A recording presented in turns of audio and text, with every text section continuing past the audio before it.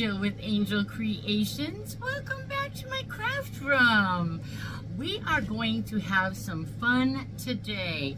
So we're going to start with the DollarTree Christmas, DollarTree snowflake, and we are just going to embellish it. That's all we are going to do, is have fun embellishing it. So I have the wood slices. I guess they're called wood slices, all of them. But I'm going to call these the wood sticks. These the wood slices. And these I'm going to call the wood circles. Do you remember when these came out at the Dollar Tree? I also have a couple of little, what are they called? Seed biscuits? No. They're used to put, I don't think I'm going to use those, but I might. They're used to put joint biscuits, maybe? I don't know. I can't think of the word. Anyway, we're just going to embellish this with all of these cool things.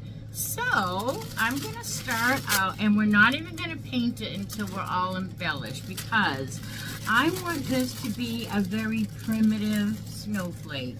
Very farmhouse. I'm going to pick out my straightest sticks. These came out, I think, when we were getting a whole bunch of the nautical. I don't know, these kind of feel nautical. That's what I'm thinking. They've probably been out for a while, but I pick them up when I see them, and then I just keep them in my stash. So I was thinking I could start with embellishing all of these. So let's start with that, and we will need we will need 2 more straight sticks. These remind me of driftwood. That's why I'm saying I'm picking out the straightest ones, because, you know, they're kind of crooked, right? All right, let's see if we can get a little overhead going. Maybe, maybe not. All right, so see, I'm just going to do a little embellishing like that, and then I'm going to use, let's open these and see. These we're calling the wood slices. I was thinking of putting those in between, in between, and I like the rustic, right? So we'll put those in between, and then I am going to put the dots, the wood circles, on the ends of the snowflakes, and I think one in the middle. So we'll start with the one in the middle. So we're just going to glue all of these on.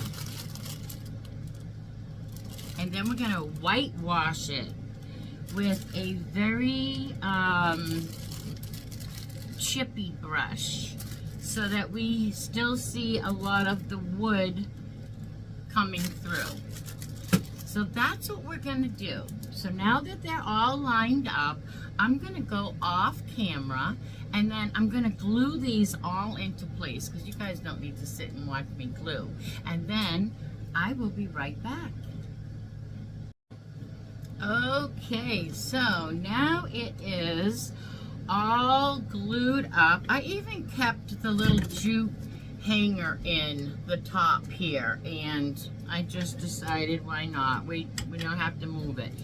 So now, also, by the way, I added a little of the super glue fix-all from the Dollar Tree too, just to give it. I added both the hot glue and that, because I wanted to give it all a good permanent hold. All right, let's turn it around so that it's the top and bottom to me. I am going to pour some of my white Waverly chalk paint into a Dixie cup, and that way I can get my paintbrush. I'm going to use a chippy brush that I purchased from Temu. I love Temu. I'm not sponsored by Temu. I would love to be, but all right, so I'm gonna open my brush here. I thought that was gonna slide right off. It does. And we're gonna just messy brush this, right? Because get that all up in the bristles there. We're whitewashing this. We're gonna get in the nooks and crannies too, but we are just whitewashing this because I am also gonna use we're gonna use two colors today. White Waverly chalk paint and the, I lost it, Elmer Fudd, my Waverly Wax in Antique. We are going to use that. So we are just messy painting, and then we're going to go over our painting and distress it even more. So whitewash away, just have fun. I love holding a paintbrush in my hand. If you are a crafter, I'm sure you are just like me and love to do the painting, right? Even if you're not good at it, which I feel like I'm not a good painter, especially when I'm painting a house. That's not even creative. That's not even fun. That's work, right? That is not creative and fun. That is a job. But when I'm holding a paintbrush, I am the happiest little being. I'm telling you, I love to be holding a paintbrush. I feel like, you know, Picasso. I just want to I paint everything I am touching. So I have a son who has autism, and I often wonder if there isn't a tiny bit of autism in me. But the reason I say it is because raising my son with autism, I have noticed over the years some similarities between us. And he loves to hold a paintbrush too. And when he was young, a lot younger, we had a woodshed.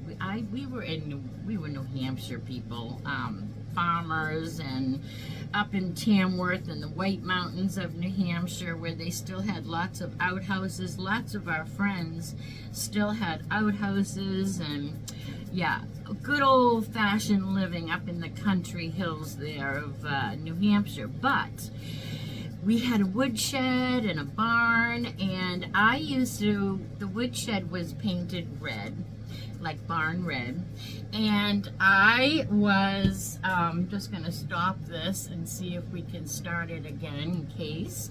But anyways, we had this barn and it was red, and I would give my son a bucket of water and a paintbrush, a big paintbrush, a house paintbrush, and I would just let him go to town and paint, and all day long, not all day, but lots of the day, he would paint water all over that building. And just because it was wet where he was painting, it looked like he was covering it, so he could see where he had been and where he needed to still paint. And that was one of his favorite things to do. Anyway, I'm not sure if that story made any sense to you guys, but what I was getting at was, I think it's therapy, right? To just hold a paintbrush in your hands, and you can see where you have to still work it, and then you can see where you have been already. I don't know. I'm probably rambling and not making any sense now. All right, you guys, this is I'm hoping you can see this really well overhead, but this is now our whitewashed, embellished snowflake. I love it. I love it, love it, love it. All right, so now I'm going to try to pour some of that white paint back into my cup because it was a real lot. And did you guys see what I just did? I am not willing to lose that much paint. A little, but not that much. All right, now let me put this brush aside. I got paint all over a tree and a pine cone, and I don't want to touch those in the process, so I'll move those aside too. All right, we're gonna just take our little heat gun and zhuzh this up because we don't want to mix I want to make sure this paint is good and dry, because if I don't, then I'm going to mute it. And I don't want to mix the white with the Waverly wax. And there's a little brush hair that came off. I'm going to try to get that with my left hand even. That's pretty good, Joe. Pretty good. Alright, we've got a couple more seconds here. You know what I mean? If we don't do this, then it's just going to mix. We don't want that. This is very Farmhouse. We are going to tie a little, I have some rag ribbons that I made. Actually, look, this weekend I sat and I ripped up all kinds of fabrics, Christmas fabrics, and then I tea dyed them all, actually coffee dyed them all, coffee stained them all with some instant coffee, and then I actually hung them all up on a little line out in my happy place, and when they were all dry, I brought them all in. They're all frayed and fun. Alright, I think we're just going to hit the back of this really quick. I did not cover the back of this. I think I will go and get the, I think I'll hit the back of it with antique Waverly wax. But I just want this mostly dry so that we can move on. Okay. Now, look, it's still really, really wet. So hold everything, hold everything. Let's just take this and go like this to the back.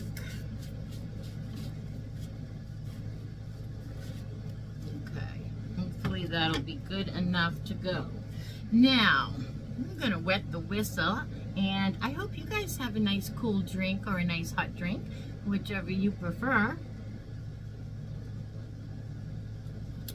I am not sure what the weather is everywhere else. I am in Florida, and it's going to be in the 80s today, and that's a little warm for this time of year for me. I like it when it's a little bit, I should have cut, let's get another chippy brush. Let's get another chippy brush. And like I said, I got these from Temu. But any chippy brush, you can get them at Walmart. You can get them at Lowe's, you can get them at any paintbrush section. Alright, I am not painting this now. We are just, what are we doing? We are distressing it now. We're grunging it up, so we don't want heavy coat on this. Alright, now, I don't know. I think so. I'm not sure. Alright, so I'm going to do the same thing. I'm just going to go back and forth on my snowflake and grungy up my whitewashed. You can go darker in some places, lighter in others. You learn where to press down and put pressure. If you need to pick up more, dab, dab, dab off. And it really is a fun little technique. And like I said, you start learning where to put pressure and where to back off of the pressure when you are doing this. Pick up a little more paint, come back on. And I'm going to dab mine in my thing and go back to my paper towel. What you're doing when you're dabbing that is really getting a lot of your paint up in your bristles. And that is why we like to use a chippy brush too, because the chippy brush is all the ends are not the same. Like this brush, all the ends are flat. And this one is like a funny haircut. So it only hits down on your surface in certain places. It's kind of fun. I love chippy brushes. every brush has a different reason, right? Every brush does something different to your canvas. But I don't know all of them. I don't know what the brushes all do. I'm gonna need just a little bit more zhuzhing right over here. It's a little whiter than everywhere else. Get in the middle here a little bit more. All right, and once you think it's pretty consistent, which I think it is. Oh my gosh, you guys, I'm so much in love with this. All right, let me wipe my paws before I pick it up. I'm going to show you.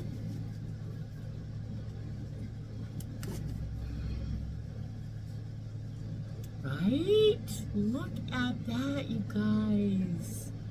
That is some special.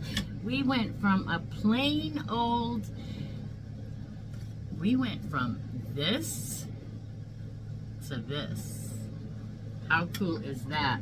All right, now I'm not gonna bother putting greens and all the things on here. I'm just going to put my rag ribbon on here. And you know what I was thinking? I was thinking, but I don't think I have it handy, of putting a little bit of the creepy cloth.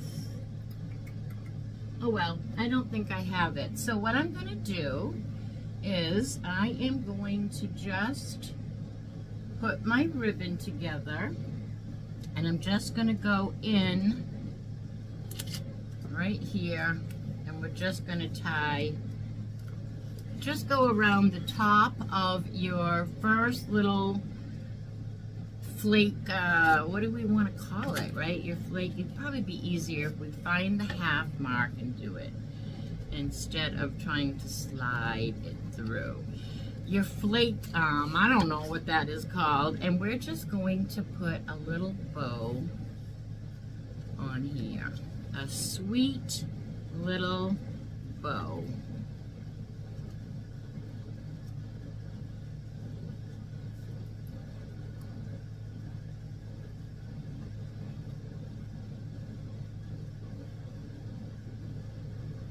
A sweet little bow, if I can make one.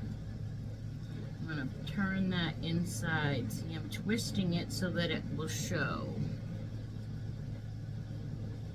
I probably did this upside down. Do you know how you can make a bow one way or the other?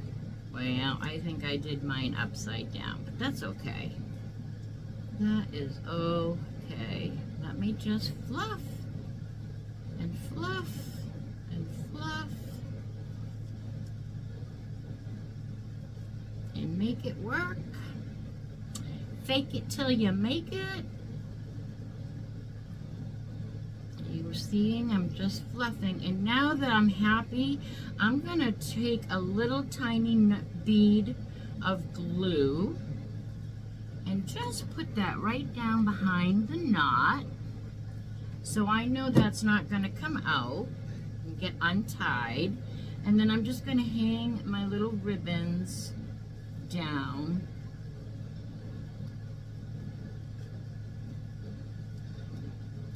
And we may have to twist and glue those two, just because we want them going a certain direction. That's all. That is all. And we'll trim this up because one side of the material ribbon is a little bit longer.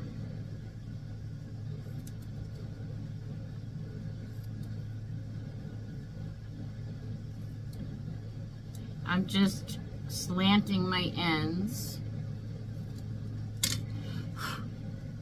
And you guys, this is a finished, adorable snowflake.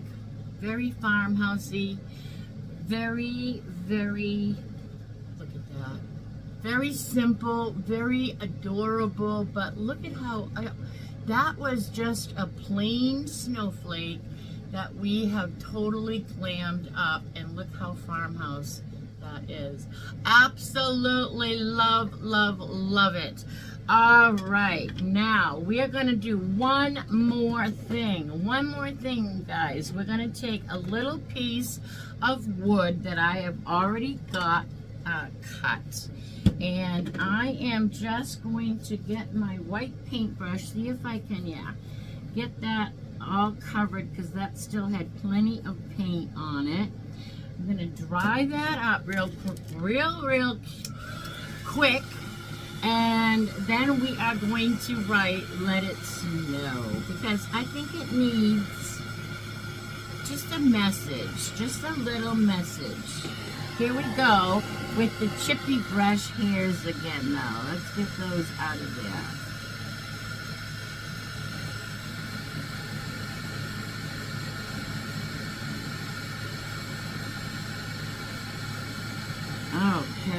Okay, that's better. Now, as soon as that is dry, which I think it's pretty well dry, I'm just going to take my Sharpie and write "Let It Snow."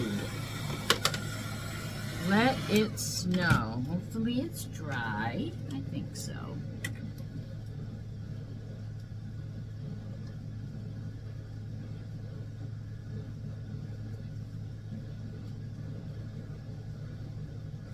Let it snow.